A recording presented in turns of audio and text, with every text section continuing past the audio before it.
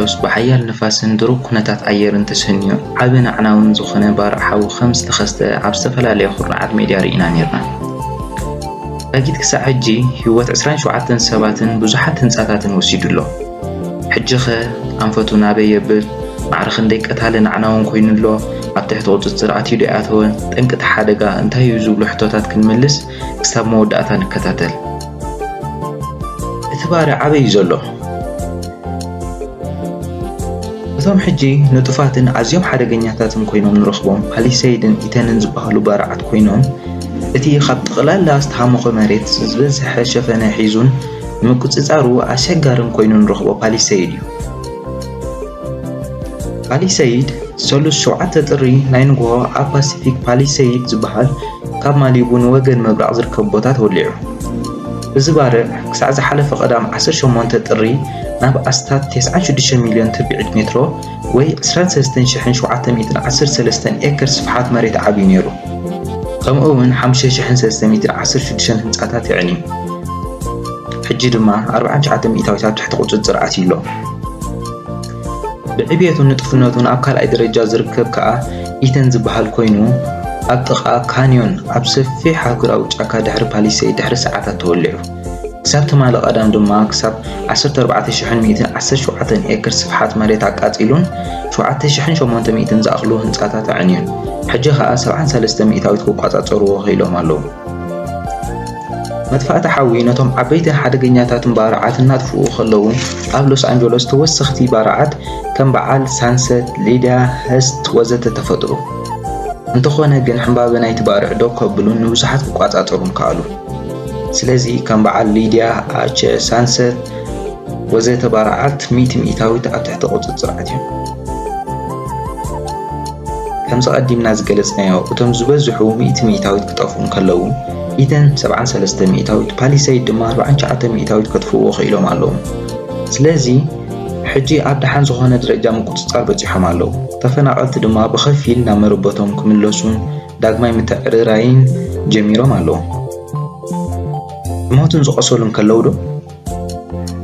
ናይ ኣውራጃ ሎስ አንጀሎስ ሰበስልጣን ከም ዝሕብርዎ ክሳዕ ሓሙስ ኣጋምሸት 27 ህይወት ከም ዝሓለፈ ተረጋጊፁ ነይሩ።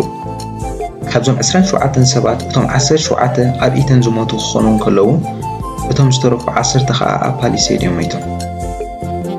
ገና ድማ ባርዕ ሙሉእ ስለ ዘይቋረፀ ቁፅሪ ምውታን ክውስኽ ይኽእል እዩ። እዚ ሓደጋ ማዕርኽ ክንደይ ዕንወት ኣኸቲሉ? ናብዚ ሓደጋ ዘኸተሎ ዕንወት እንተመፂና ብዙሓት ትካላት ሓበሬታ ነናተን መግለፂታት ኣብ መሃብ ይርከባ። እተን ዝበዝሓ ኢንሹራንስ ዝሽፍኖም ዕንወታት ልዕሊ 30 ቢልዮን ዶላር ጠቕላላ ኢኮኖሚያዊ ክሳራታት ድማ 250 ቢልዮን ዶላር ክሳብ 275 ቢልዮን ዶላር ክበፅሕ ከም ዝኽእል ይግምታ። በዚ ከዓ ገና ትባርዕ ደው ከይበለን ከሎ ክሳራታቱ ኣብ ታሪኽ ሕቡራት መንግስታት ኣሜሪካ እቲ ዝዓበየን ፈታንን ኮይኑሎ። እንታይ ይኸውን ጠንቅቲ ሓደጋ? ክሳብ ሕጂ ብዛዕባ እቲ ጠንቅቲ ሓደጋ ዝወፀ ወግዓዊ መግለፂ እኳ እንተዘየለ ብዙሓት ሰባት ነናቶም ትንተናታት ይህብሉ ኣለዉ።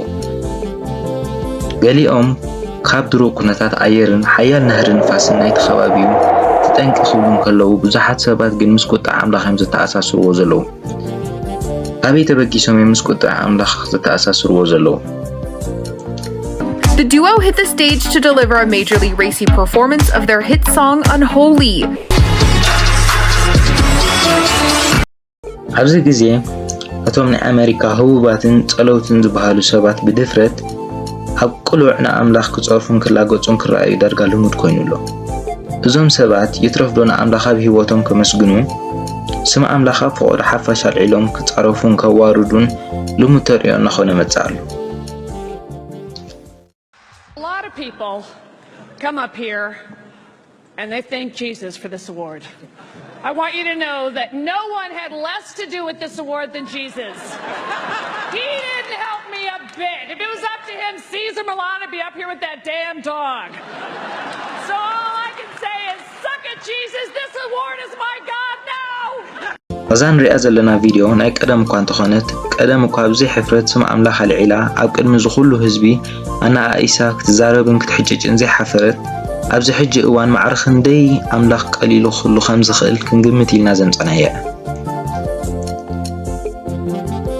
እዛ ተሸላሚት ካቲ ግሪፊን ትበሃል ተሸሊማ ኣብ መድረኽ ቃል ከተስምዕ ምስ ተዓደመት ከምዚ ብምባል ቃል ኣስሚዓ ብዙሓት ሰባት መፅኦም ንየሱስ የመስግንዎ ኣነ ግን ከፍልጠኩም ካብ ኢየሱስ ንላዕሊ ዘይሓገዘኒ ወላ ሓደ የለን ወላ እውን ንእሽተይ ኣይሓገዘኒ ሕጂ እዚ ሽልማት እዩ ኣምላኸይ ትብል እዚ ብምዝራባ ድማ ኣብ ግዚኡ ካብ ብዙሕ ወገን ተቃውሞ መፂዋ ነበረ ዘይካዚ ድማ ኣብ ድራማታት ይኹን ኣብ ዝተፈላለየ ዓውዲ ስነ ጥበብ ስም ኣምላኽ ክቐልል ሸለል ክበሃል ክዋረድ ጸኒሑ እዞም ንሪኦም ዘለና ገለ ካብቶም ኣዝዮም ብዙሓት እዮም You ever read the Bible? God rested. Took a rest. Took a rest. What was happening to you was you were performing a task, you f***ed up, and you thought, let me rest before I f*** this up. So Love's not a sin. Well, the Bible says it so. Well, the Bible says a lot of things, you know?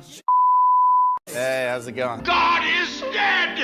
Satan lives. The Batman movie used the name of Jesus 21 times in blasphemy. ካብዚኦም ገሊኦም ክጣረፉ እንከለዉ ገሊኦም የነኣእሱ ገሊኦም ድማ ኣምላኽ ሜት ይብሉ ኣብዚ ሕጂ እታ ዝበዝሐ ዘለፋን ተቃውሞን ዝገጥማ ዘሎ ቪድዮ ነዚ ትመስል The acceptance speeches have been on fire. Who got shouted out the most? Let's look at the numbers.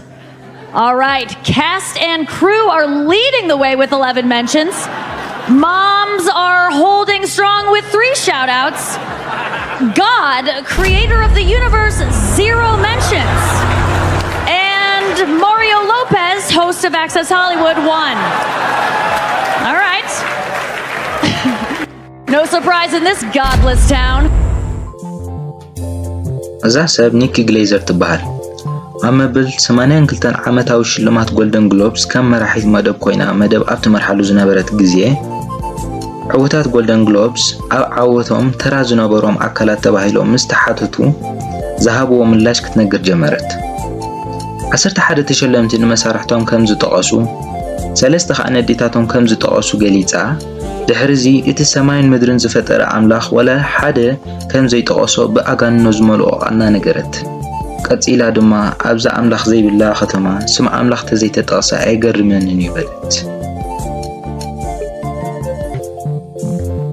በዚ ከዓ ብዙሓት ሰባት በዞም ቀዲምና ዝረኣናዮም ፍጻሜታትን ካልኦት ኣዝዮም ብዙሓትን ምስ እዛ ናይ ጎልደን ግሎብስ ተደማሚሩ ንሓጢኣቶም ዋጋ ይኸፍልሉ ከም ዘለዉ ይኣምኑ ከምዚ ኢላ ኣምላኽና ንኣኣሰት ከላ ዝስሓቑን ዓገብ ዘይበሉ መሳርሕታን ተኣኪቦም ዝነበሩ ህቡባት ሰባትን እነሆ ሕጂ ንብረቶምን እቲ ኣዝዩ ክቡር መንበሪ ቤቶምን ሃብቶምን ተሃሚኹ ናብ ሓሙኽሽቲ ተቐይሩ ንረኽቦ እዚኣቶም ገለ ካብቶም ናይ ህቡባት ሰባት መንበሪ ገዛ ኮይኖም ኣብ ዝቐረባ ዓመታት ብኽቡር ዋጋ ዝተዓደጉ ኮይኖም ሕጂ ናብ ሓሙኽሽቲ ተቐይሮም ንረኽቦም ኣብዚ ዝቐነየ ኩነታት ካልኦት ኣገረምቲ ፍጻሜታት እውን ነይሮም እዮም ገለ ካብኣቶም ከዓ ኣብ ማእከል ሙሉእ ብምሉእ ዝተሃመኸ ገዛውቲ ከይተተንከፈ ዝወፀ ገዛውቲ ሓወልቲ ቅድስቲ ድንግል ማርያም ከይተተንከፈ ምውፅኡ ንኣብነት ነዘን ዝስዕባ ቪድዮታት ንመልከት I don't know why everybody always wants to film themselves, so I'm doing the same stupid thing, but I feel thankful for God.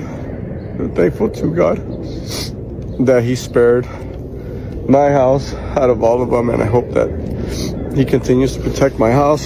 እዚ ሰብኣይ ገዝኡ ኣብ መንጎ እዞም ኩሎም ዝተቓፀሉ ገዛውቲ ንበይና ከም ዝተረፈት እዩ ዝገልጽ ዘሎ ከምኡ እውን ኣምላኽ ንገዝኡ ብምምሓሩ የመስግን ኣሎ One California family is going viral, singing in prayer after finding the only thing left standing on their property, a statue of the Virgin Mary.